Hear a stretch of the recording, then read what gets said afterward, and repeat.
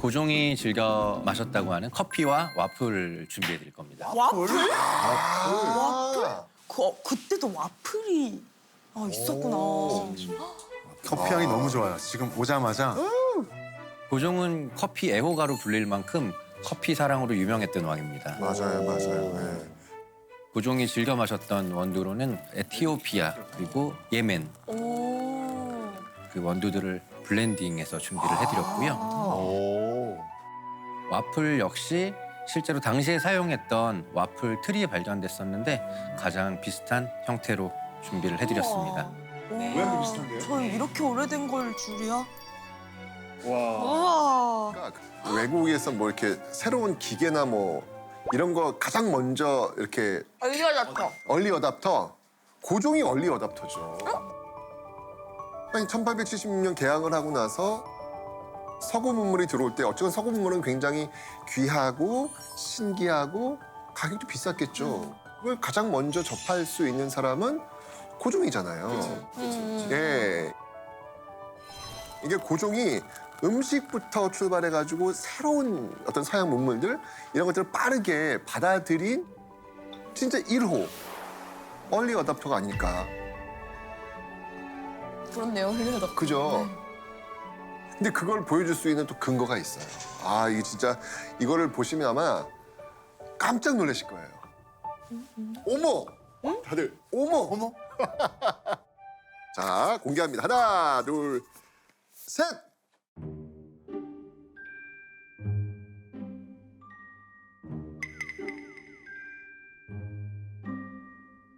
우와, 선글라스? 선글라스? 아.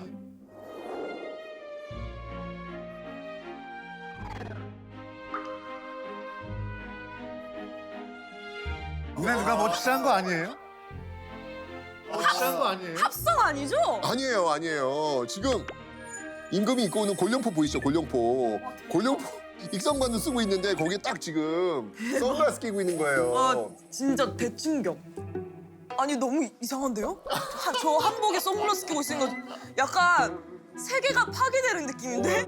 아유, 그만큼 이 고종은 가장 빠르게 서구 문물들을 그러게요. 좀 받아들였던 최전선에 있었던 사람이다. 이렇게 볼 수 있는 거죠. 이런 일이 있었습니다. 재밌죠? 네. 대박이다. 그럼 고종이 왜 이런 일을 했을까? 왜냐면 다른 나라들에 비해서 이제 약간 조선이 뒤처지는 것 같으니까 빨리 우리도 개방을 해서 서양의 문물을 받아들이고 또 다시 강해져야 우리가 좀 균형을 맞출 수 있지 않을까 싶은 마음에서. 맞습니다.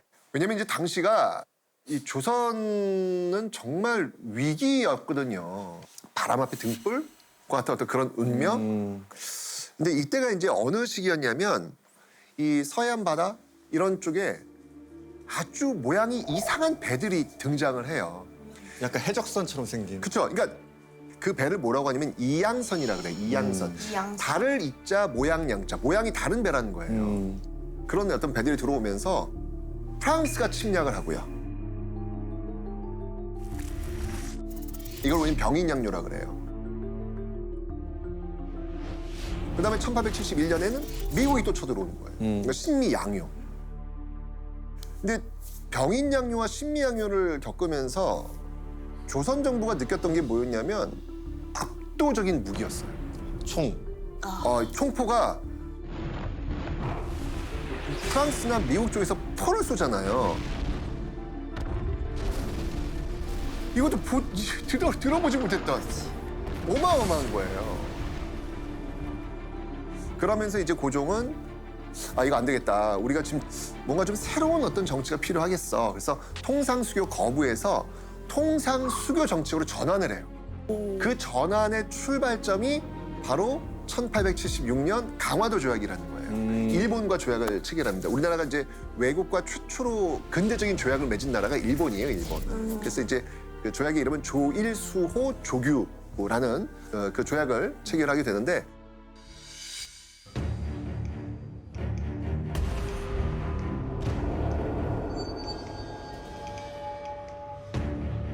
그리고 이때 일본이 우리가 제일 원했던 게 뭐냐면 쌀이에요, 쌀.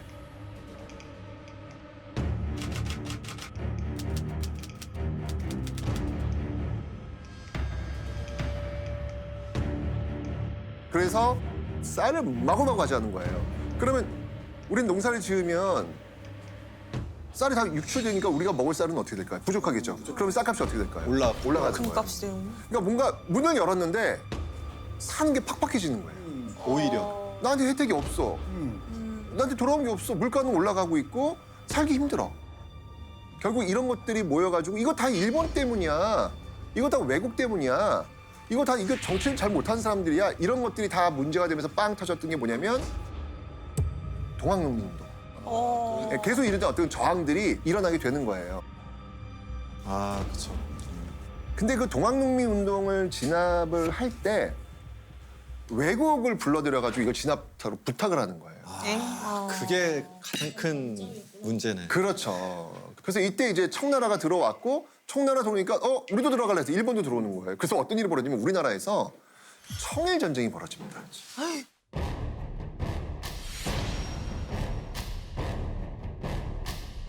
아니 청일 전쟁이면 청나라에서 벌어지면 일본에서 벌어져야 되는데 근데 우리나라에서 벌어진 거예요. 근데 청일 전쟁에서 누가 이기냐면 일본이 이겨요. 이것도 진짜 충격이야. 우리로서는 청은 중국이고 대국이거든요. 옛날에 그 외놈들 뭐 이런 표현 썼잖아요. 에이 저것들이 어떻게 중국을 이겨 라고 했는데 이겨버린 거야. 엄청 충격이죠. 이런 상황 속에서 일본이 어떤 일까지 저지르냐면 왕과 왕비가 살고 있는 경복궁을 점령까지 해버립니다.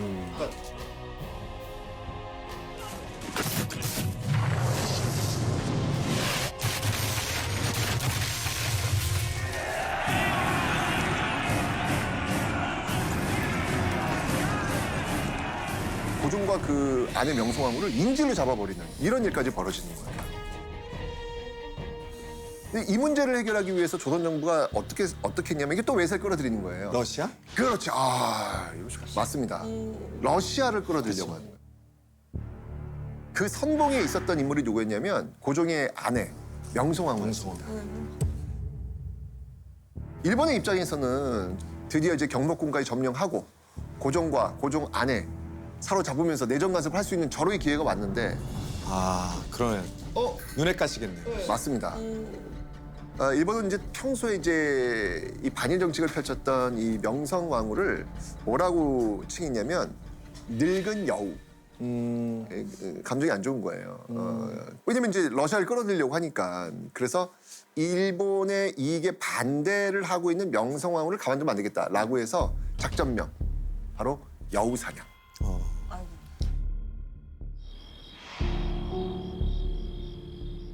일본군 그 경성 수비대 한 600여 명, 그리고 일본인 자객 한 50여 명, 그리고 이제 조선인들로 이제 구성된 군인들을 앞세워 가지고 명성황후 살해 계획을 시행을 하는 거예요. 그래서 일어난 비극적인 사건. 그게 바로 을미사변이라는 겁니다.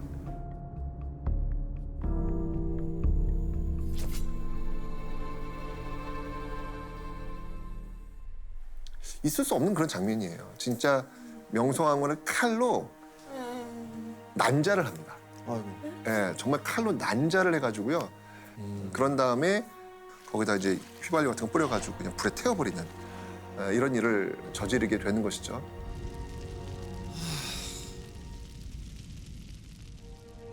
일국의 국모를 이런 식으로 죽였다. 이거는 전 세계사에서 사실 유례를 찾기 어려운 그런 경우거든요. 인간으로서는 할 수 없는 그런 짓들을 저지르게 되는 것이죠.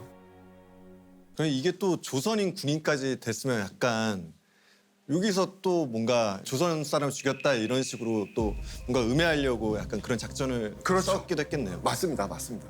에?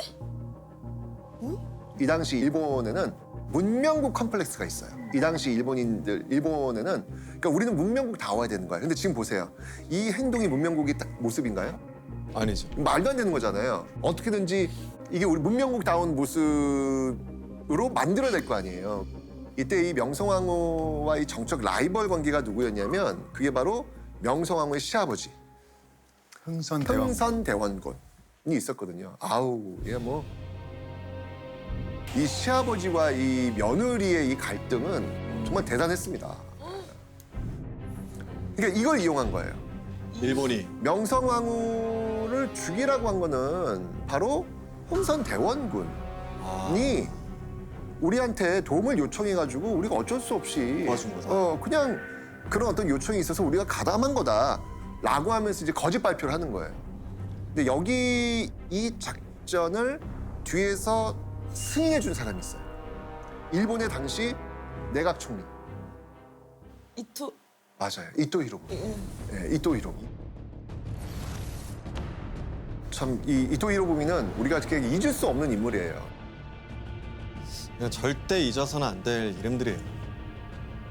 자, 그런데 이 을미사변 명성황후 시해 사건 그 현장에 외국 외교관들이 있었다는 거예요.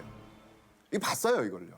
발각이 된 어쩌다 거예요. 본 거예요? 그러니까 그 정도 나름대로 이제 외교관들을 좀 이제 해서 이걸 조금 막으려고 했나 보다. 왜냐면 외국인들이 와 있으면 이거 함부로 못 할 거라고 이제 판단했던 것이죠. 그런 것들을 이제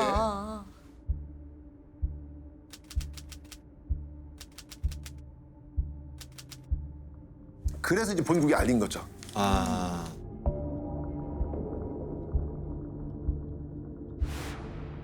이렇게 지금 알려지게 되니까 비난율이 엄청난 거예요. 예, 비난율. 야, 이거 일본이 한 거야? 그러니까 일본으로서 당황한 거죠. 어쩔 수 없이 주동자들을 결국은 소환해서 감옥에 집어넣습니다. 뭐 근데 중요한 결과잖아요. 법정에 섰어요. 처벌을 받았나요? 처벌, 증거 불충분으로 다 풀려요. 저 액션만 취한 거네요. 그렇죠. 한 거구나. 증거가 없다. 그러니까 증거 불충분. 증인이 있었는데 무슨. 아 진짜. 자, 이제 이렇게 되면서 어떤 일이 벌어지게 되면 자, 그때 남편 고종도 있었거든요. 자기 아내가 죽는 걸 눈으로 봤어요? 저렇게 죽는 걸 본 거예요. 엄청난 충격이었을 것 같아요. 엄청난 충격이잖아요. 중요한 건 뭐냐면 그 충격이 그 충격을 끝난 게 아니잖아요. 그렇죠. 나도 죽을 수 있겠다. 나도 죽을 수 있겠네. 그렇지 않습니까? 지금 일본에 지금 어떻게 보면 인질로 끌려 있는 거나 마찬가지잖아요. 나도 죽을 수 있겠네. 얼마나 공포스럽겠어요. 그죠? 그래서 고종이 이때 악완파천을 단행합니다. 아, 약간 그 대사관에 들어가면 함부로 못 건드리는 것처럼. 그렇죠. 웬 치해법권 지역이니까 건드릴 수 없는 거예요. 게다가 그 대사관이 어디냐면은 러시아 대사관. 당시 일본으로서는 상상도 할 수 없는 정말 어마어마한 나라거든요. 저희가 볼 때는 정치인 고종의 등극의 순간이다. 이 아간파천은. 왜냐하면 지금 그 당시에 이 제국주의 세력들이 가장 눈독을 들이고 있는 곳이 어디였냐면 중국이에요. 이 제국주의 세력들이 그냥 중국 시장에 막 눈독을 들이고 있는 상황이었거든요. 근데 딱 이때 이제 상황이 뭐냐면 닥쳤던 게 지붕 쳐다보는 경이 돼버린 거죠. 그리고 이 러시아 입장에서도 이미 청나라가 졌기 때문에 또 여기를 견제 안 할 수가 없었어요. 아, 그렇죠. 일본을.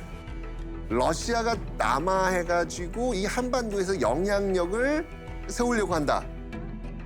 이 상황 속에서 지금 고종이 악완파천을 함으로써 러시아와 일본의 팽팽한 균형으로 맞춰놔버린 거예요. 그러니까 러시아도 어쩔 수 없고 일본도 어쩔 수 없는. 정치인으로서의 고종의 모습이 좀 돋보이는 순간이었던 그렇죠. 것 같아요. 굉장히 돋보이는 순간이었고 이때 굉장히 좋은 기회들이 사실은 많이 있었어요. 이제 그 기회를 어떻게 활용하느냐가 정치인 고종의 또 하나의 숙제가 될 겁니다. 그러겠네. 그래서 고종이 이제 러시아 공사관에서 환공을 합니다. 러시아 공사관에서 제일 가까운 덕수궁. 덕수궁. 근데 그때는 이제 덕수궁이라는 이름이 아니라 경운궁. 경궁? 그런데 러시아 공사관에서 환공을 하면서 드디어 이제 대한제국을 선포하게 되는 거예요. 드디어 대한제국 시작됐네요. 그 대한이라는 이름은 뭐냐면 우리 역사에서 삼한이라고 있습니다. 마한, 진한, 변한. 대한제국은 바로 이 삼한을 다 통합한 더 큰 한 나라, 더 큰 한. 그래서 대한이라고 하는 그 국호를 따온 거예요. 그걸 지금도 우리가 쓰고 있잖아요. 대한민국. 이름 참 잘 지은 것 같아요. 기분이 좋아요. 대한. 네. 그러면서 이제 환구단에서 드디어 이제 우리가 하늘에 제사를 지내게 되는 것이죠. 그 환구단이 왜 의미가 있는 거냐면 이건 하늘의 제사를 지내는 건데 하늘의 제사를 지내는 사람은 유일한 한 사람밖에 없어요. 황제.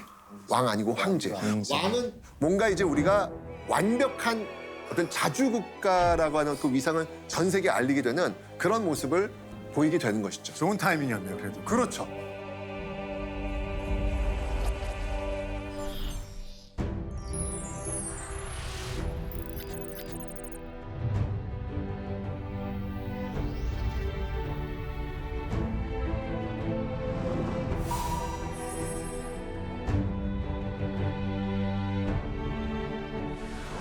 그러면서 드디어 이제 칭제건왕, 광무일년이라는 어떤 그 황제의 연호를 써내면서 대한제국이 드디어 출발하게 되는 것이죠.